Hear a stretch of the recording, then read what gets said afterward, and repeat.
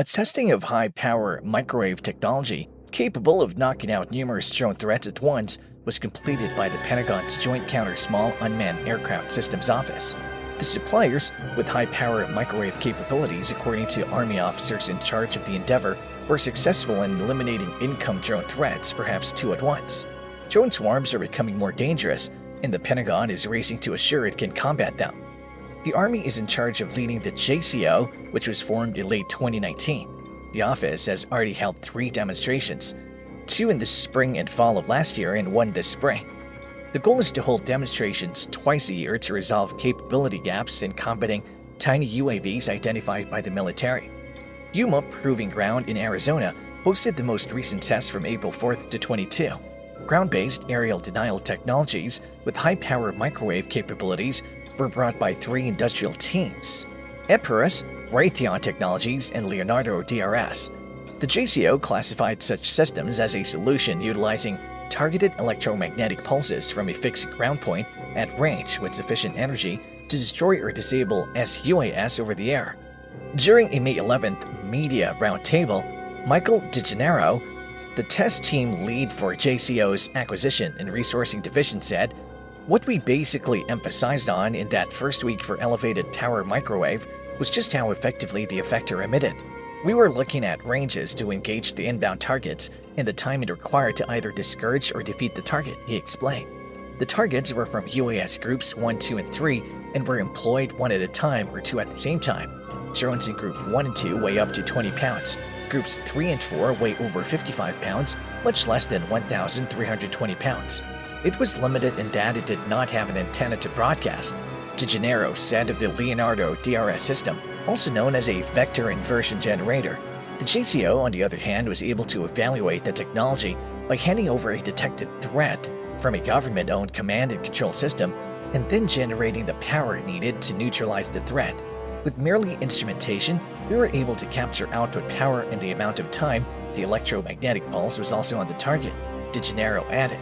It was able to defeat targets in the range that's generally associated with what is now in the field, DeGennaro said, adding that the Epirus system has the promise to be a little more effective in the future. The ranges were somewhat shorter in their potential to defeat the approaching targets, he added, adding that Raytheon's capability was very much an enhancement, shows considerable promise for future development. Countering small UAS as a service, or CAS, using contractor-owned, government-operated capacity at fixed locations was also considered by the office. The office got 25 white papers for CAS and chose 5 to showcase their skills since they satisfied particular criteria.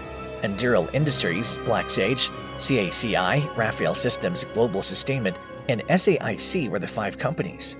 DeGennaro explained, "We had 5 pretty intricate architectures out there. Each of them brought a variety of detection, identification, tracking, and defeat components, which we tested against both individually and as a system, culminating in a guard the forward operating base scenario." Furthermore, a video circulating on social media purports to show Russian forces targeting the Ukrainian firing position of US-made 155mm M77 howitzers are pushed into the woods to evade detection in the second section of the movie, but the location is then blasted by the Russian artillery. According to TASS, the Russian Ministry of Defense stated that its assault drones, substantiated by weaponry, destroyed a Ukrainian firing position of US-made 155mm M777 howitzers close to the Podgornaya hamlet.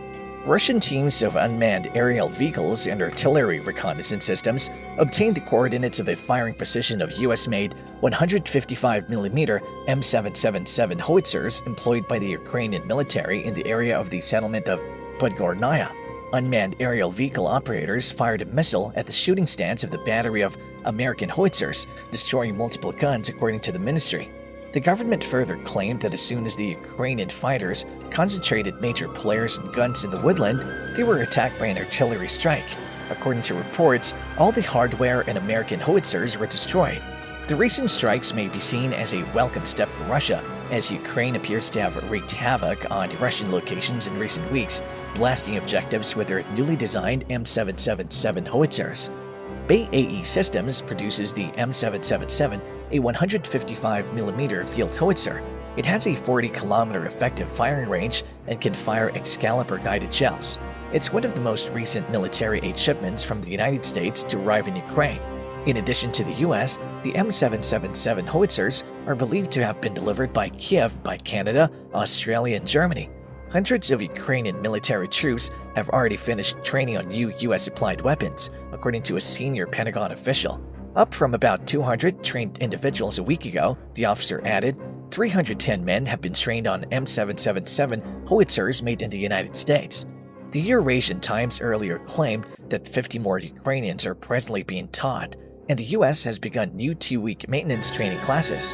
A senior Department of Defense or DoD officials recently indicated that Ukraine has received roughly 60% of the 90 howitzers expected for delivery, as well as 155mm ammunition. We believe that all these howitzers will be quite useful in assisting the Ukrainians in the Donbass war, as we've already witnessed, the official said at the time. Because artillery has been proved to play a key role in the current battle, these training programs are vital. If you've liked what you've seen so far, make sure to subscribe. When Russian soldiers were preparing to cross the Severodonetsk River, Ukrainian forces fired rounds of artillery, destroying 80 tanks, armored personnel carriers, and infantry combat vehicles. We do feel that the howitzers are having a significant impact, particularly in Kharkiv, a senior US official said during a Pentagon press conference. Is that the only explanation? We wouldn't go that far, but we do feel that the systems they're getting, not just US systems, but systems from those other countries, are clearly assisting them in regaining some momentum and reclaiming some territory. Furthermore, defense specialists believe that combining artillery fire with drones will provide a considerable advantage to both sides in Donbass, the eastern Ukraine coal mining zone that has become the main battleground. Artillery is fired after surveillance drones scout potential enemy targets. Ukraine has proved the effective utilization of drones on the battlefield since the beginning of the conflict. In addition, the US is sending 121 tactical drones to Ukraine. The Switchblade and the all-new Phoenix Ghost are among them. Ukraine has also used Turkish TB2 Bayraktar drones, as well as its own armed unmanned aerial vehicles or UAVs, resulting in significant military victories against Russia. Meanwhile, the UK has dedicated 12 AS-90 155mm armored self-propelled artillery guns to Ukraine, while the French military will provide 12 Caesar 155mm tracked self-propelled howitzers. Italy, Belgium, and the Netherlands have all said that they will supply M109 Paladins or PZH 2000 SP 155mm self-propelled howitzers to Ukraine. Although we are already aware of some of the drawbacks that broad drone usage would bring, such as easier espionage and criminal and terrorist applications. However, it's hoped that the benefits would outweigh the drawbacks. Regardless of how bad some of the negative aspects of prior new technology have been, it appears that items like the automobile, jet planes, genetic manipulation, and nuclear power have benefited humanity more than they have hurt us. However, environmental damage, including the combustion of fossil fuels caused by some of these advancements, has had a negative impact on the Earth as a whole. Drones, on the other hand, could be one of the coolest new technologies. They integrate power generation with efficient transportation capability to cut carbon dioxide emissions and enhance a variety of services.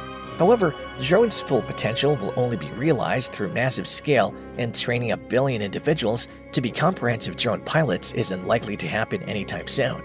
Many of us will have the future we've only ever imagined thanks to AI drones. Drones are thus one of humanity's most fascinating inventions. It'll have a significant impact on humanity's future.